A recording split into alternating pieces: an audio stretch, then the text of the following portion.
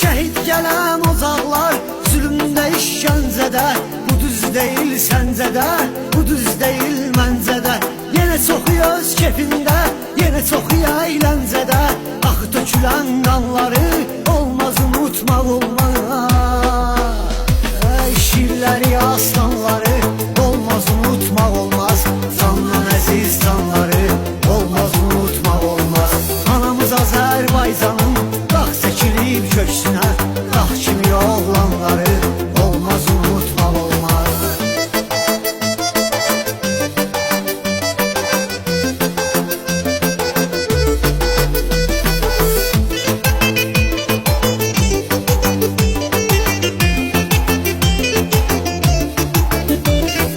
Ayıq sayıq olmuşuq, bayrağımız yüksəlib, açan ki bozqurt yatıb, köpək ayılıb dirçəlib. Ne iş gəlib başımıza, unutmuşuq deyə gəlib, vacib olan anları olmaz unutmaq olmaz.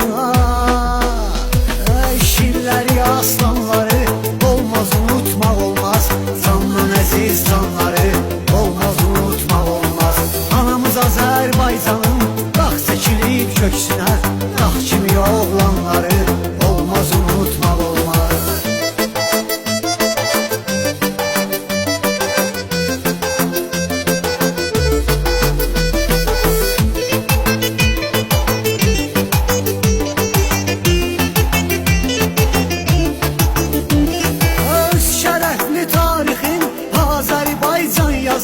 Yurda azadlıq sözüm, hər tökülən qan yazıb, hər şəhid öz qanıyla bir ayrı dastan yazıb. Yazılan o dastanları olmaz unutmaq olmaz. Şirləri, aslanları olmaz unutmaq olmaz. Candan əziz canları olmaz unutmaq olmaz. Anamız Azərbaycanın dağ çəkilib köksünə, dağ kimi oğlanları olmaz unutmaq olmaz.